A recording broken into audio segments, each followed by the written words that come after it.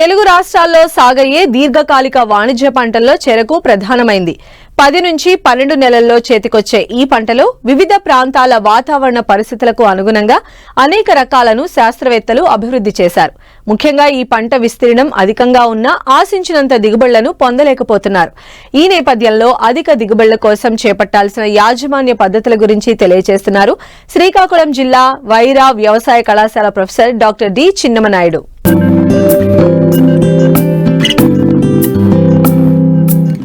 చెరకు సాగులో ఆధునిక సాంకేతికత దినదినాభివృద్ధి చెందుతుండటంతో మున్ముందు ఈ పంట భవిష్యత్తు ఆశాజనకంగా కనిపిస్తోంది. ప్రస్తుతం కూలీల కొరతతో రైతులు తీవ్ర ఇబ్బందులు ఎదుర్కొంటున్నారు. దీన్ని అధిగమించేందుకు యాంత్రీకరణ విధానాలను రైతులకు పరిచయం చేస్తున్నారు. దీంతో పాటు అధిక దిగుబడినిచ్చే రకాలపై జరుగుతున్న విస్తృత పరిశోధనలతో అనేక నూతన రకాలు రూపొందడంతో సాగులో కొత్త ఉత్సాహం కనిపిస్తోంది. తెలుగు రాష్ట్రాల్లో ముఖ్యంగా జనవరి నుంచి మార్చి వరకు చెరకు నాటుతారు. రాయలసీమ ప్రాంతాల్లో జనవరి నుండి ఫిబ్రవరిలో నాటుతారు. ముఖ్యంగా ఉత్తర కోస్తా జిల్లాల్లో ఆలస్యంగా నాటుకునేవారు మార్చి నుండి మే వరకు చెరకును నాటుకోవచ్చు. ఆయా ప్రాంతాల వాతావరణం, భూమి స్థితిగతులకు అనుగుణంగా అధిక దిగుబడినిచ్చే రకాల ఎంపికతో పాటు విత్తన శుద్ధి, వరుసల మధ్య దూరం చూసుకోవాలి. ఒక్కసారి నాటుకుంటే 4-5 సార్లు కార్సీ పంటలు తీసుకునే వెసులుబాటు ఉంటుంది. కాబట్టి నాటే ముందు సరైన నిర్ణయం తీసుకోవాలని సూచిస్తున్నారు శ్రీకాకుళం జిల్లా నైరా వ్యవసాయ కళాశాల professor doctor D Chinnamanaidu. Srikakulam జిల్లాలో గాని ఉత్తర కోస్తా జిల్లాల్లో చెరుకు కూడా ఒక ప్రధానమైనటువంటి వాణిజ్య పంట. రైతులు కూడా ఆదాయపరంగా బాగుండడం, నికర ఆదాయం బాగుండడం, అలాగే ఇక్కడ షుగర్ ఫ్యాక్టరీలు కూడా మన ఉత్తర కోస్తా జిల్లాలో ఉండటంతో చెరుకు వేయడానికి కూడా కొంతమంది రైతులు ఆసక్తి కనబరుస్తున్నారు. మరి చెరుకు వేసుకోవడానికి ఇది అనుకూలమైన సమయం. మనం చూసుకుంటే కనుక జనవరి నుంచి మార్చి చివరి వరకు కూడా మన ఉత్తర కోస్తా జిల్లాలో ఈ చెరుకు వేసుకోవడానికి మన అనుకూలంగా ఉంటుంది. ఈ చెరుకు వేసేటటువంటి రైతులు కొన్ని ముఖ్య జాగ్రత్తలు అయితే పండించాలి. ఇందులో ముఖ్యంగా చూసుకుంటే రకాలు మనకి రకరకాలుగా మనకి స్వల్పకాలిక రకాలు, మధ్యకాలిక రకాలు, దీర్ఘకాలిక రకాలు అనేవి మనకి ఫ్యాక్టరీ యాజమాన్యాలు ఇప్పటికే కొన్ని సిఫార్సు చేయడం జరుగుతుంది. అలాగే మన ఉత్తర కోస్తా జిల్లాలో ఉన్నటువంటి ప్రాంతీయ వ్యవసాయ పరిశోధన స్థానం అనకాపల్లి వారి నుంచి విడుదలైనటువంటి రకాలన్నీ కూడా మన షుగర్ ఫ్యాక్టరీ పరిధిలో ఉన్నటువంటి ఈ చెరుకు రైతులకి అందించడం అనేది జరుగుతుంది. కాబట్టి రకాల ఎంపిక మీద కన్నాను యాజమాన్య పద్ధతుల మీద కూడా రైతు సోదరులు ఎక్కువగా దృష్టి పెట్టాల్సిన అవసరం ఉంది. ఇందులో ఒకటి, రైతులు వరుసకి మధ్య దూరం అనేది వాళ్ళకున్నటువంటి లేబర్ మీద, కూలీల మీద ఆధారపడి ఉంది. మన ఏకసాల పద్ధతి అంటే మనకి కూలీలతో గనక మనం నరికివేత చూసుకోవాలనుకుంటే కనీసం 2.5 నుంచి 3 అడుగులు వరుసకి ఉండే విధంగా బోధులు తయారు చేసుకొని, రెక్కనాగలతో బోధులు తయారు చేసుకొని మనం 3 కళ్ళ ముచ్చులు నాటుకోవాల్సినటువంటి అవసరం ఉంటుంది. అదేవిధంగా మనం కోత యంత్రంతో చేయాలనుకుంటే వరుసకి మధ్యన 4 అడుగుల దూరం అంటే 120 సెంటీమీటర్లు ఉండే విధంగా నాగలతో బోధులు కానీ కాలువలు చేసుకొని అందులో మనం 3 కళ్ళ ముచ్చులు నాటుకోవాల్సినటువంటి అవసరం ఉంటుంది. 3 అడుగుల దూరంలో వేసుకుంటే కనుక మనకు సుమారుగా ఎకరానికి 16,000 3 కళ్ళు ముచ్చులు అనేవి పట్టడం జరుగుతుంది. అంటే 4 టన్నుల విత్తనం అనేది అవసరం వస్తుంది.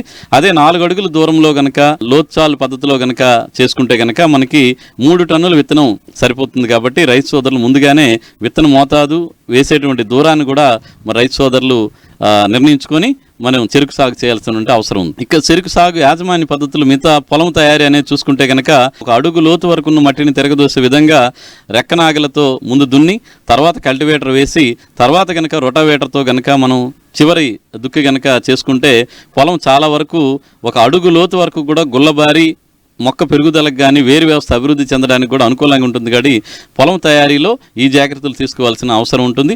అదేవిధంగా మన రైతు సోదరులకు కూడా మనం సూచించడం జరుగుతుంది. నాటేటప్పుడే లోతు చాలల్లో నాటమని చెప్పేసి రైతులకి సిఫార్సు చేయడం జరుగుతుంది. కనీసం 20 సెంటీమీటర్ల నుంచి 30 సెంటీమీటర్ల లోతు కాలువలు చేసుకొని 3 కళ్ళ ముచ్చులు కానీ 1 కన్ను ముచ్చులు కానీ నాటుకోవాల్సిన అవసరం ఉంటుంది. ఒకటి, పిలకలు బాగా వస్తాయి, చేను పడిపోకుండా ఉంటుంది, అలాగే పీక పురుగు ఉధృతి కూడా తక్కువ ఉంటుంది. కాబట్టి ఆ విధంగా నాటేటప్పుడే ఈ జాగ్రత్తలు తీసుకోవాల్సిన అవసరం ఉంటుంది. అదేవిధంగా నాటేటప్పుడు మనకి విత్తన ఎంపిక చూసుకుంటే కనుక కనీసం 6 నెలల పైబడి నుంచి 7 నెలల వయసు ఉన్నటువంటి మొక్క తోటల నుంచి విత్తనాన్ని సేకరించుకుంటే కనుక అక్కడ మొలక శాతం చాలా ఎక్కువగా ఉంటుంది. కింద ఉన్నట్టు మొదలు మొక్క తీసేసి చిగురు కూడా తీసి మధ్యలో ఉన్నటువంటి ముక్కలను మాత్రమే మనం విత్తనం కోసం ఎంపిక చేసుకోవాల్సిన అవసరం ఉంటుంది. ఏవైతే బడ్స్ అంటాం ఆ కళ్ళు కూడా యాక్టివ్గా ఉన్నట్టు చూసుకొని అలాంటి దాన్ని మాత్రమే విత్తనానికి ఎంపిక చేసుకోవాలి. ఆరోగ్యకరమైనటువంటి తోటల నుంచి మొత్తం విత్తనం తీసుకొని దాన్ని మనం 3 కళ్ళు ముచ్చులుగా తయారు చేసుకొని మనం ప్రధాన పొలంలో నాటుకుంటే కనుక ఆరోగ్యంగా మొక్క పెరగడానికి అవకాశం ఉంటుంది. అదేవిధంగా ఈ శిలీంధ్ర తెగుళ్ళు కూడా వస్తుంటాయి మనకి. గడ్డి తెగులు కానీ కాటుకు తెగులు కానీ ఇతర శిలీంధ్ర తెగులు రాకుండా విత్తనాన్ని ఈ 3 కళ్ళు ముచ్చుల్ని పొలంలో నాటే ముందునే తప్పనిసరిగా విత్తన శుద్ధి చేసుకోవాల్సిన అవసరం ఉంటుంది.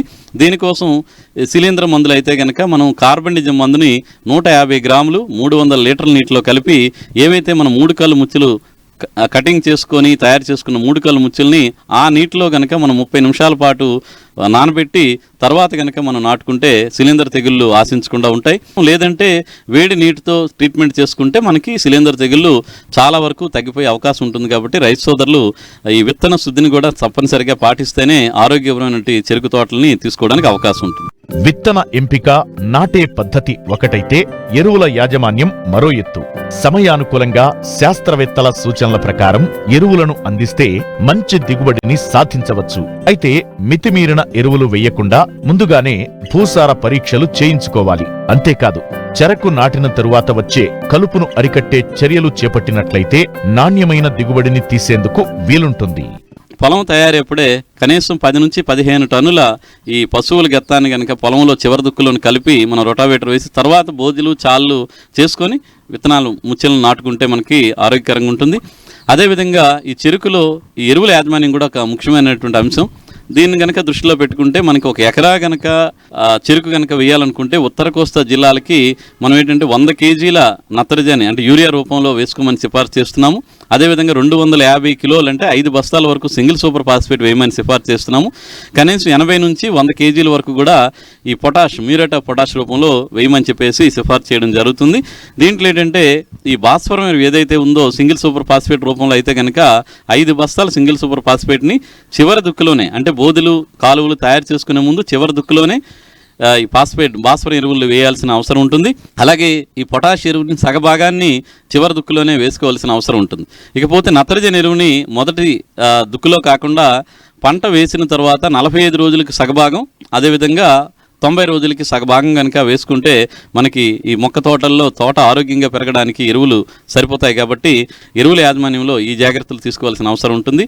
అదేవిధంగా ఈ చెరుకు తోటల్లో కలుపు సమస్య కూడా చాలా ఎక్కువ ఉంటుంది. కాబట్టి విత్తన ముచ్చెల్ని పొలంలో నాటిన తర్వాత అదే రోజు లేదంటే ఒక 2 రోజుల లోపునే మనకు అట్రాజిన్ అనేటువంటి మందుని 2 కిలోలు ఒక ఎకరానికి 450 లీటర్ల నీటిలో కలిపి మనం కనుక పొలమంతా బాగా తడిచేటట్టు కనుక పిచికారి చేసుకుంటే పంట తొలి దశలో వచ్చేటువంటి కలుపు సమస్య అంతా కూడా చాలా తగ్గిపోయే అవకాశం ఉంటుంది. కాబట్టి రైతు సోదరులు కలుపు యాజమాన్యంలో భాగంగా ఈ కలుపు మందుని కూడా వాడాల్సిన అవసరం ఉంటుంది. తదుపరి మనం చూసుకుంటే కనుక వీలైతే వరుసల మధ్యలో మినీ ట్రాక్టర్స్ ఏవైనా నడిస్తే కనుక మినీ ట్రాక్టర్తో అంతర్కృషి చేసుకోవడం. తదుపరి మరలా మనకి 40, 30, 50 రోజుల మధ్యలో కనుక ఈ కలుపు సమస్య అంటే గడ్డి జాతులు కానీ కూర జాతులు కనుక ఉంటే అక్కడ మనం మెట్రిబీజన్ అనేటువంటి కలుపు మందు ఎకరానికి 400 గ్రాములు, అలాగే విధంగా 2,4-D సోడియం సాల్ట్ అనేటువంటి మందుని ఎకరానికి 800 గ్రాములు, ఈ 2 మందులను కూడా ఒక 400 లీటర్ నీటిలో కలిపి మనం వరుసల మధ్యలో కనుక పిచికారి చేసుకుంటే 40-50 రోజుల తర్వాత వచ్చేటువంటి కలుపును కూడా మనం సమర్థవంతంగా నివారించుకునే అవకాశం ఉంటుంది. కాబట్టి రైతు సోదరులు ఈ కలుపు యాజమాన్యం మీద కూడా రైతు సోదరులు తప్పనిసరిగా దృష్టి పెట్టాల్సిన అవసరం ఉంటుంది.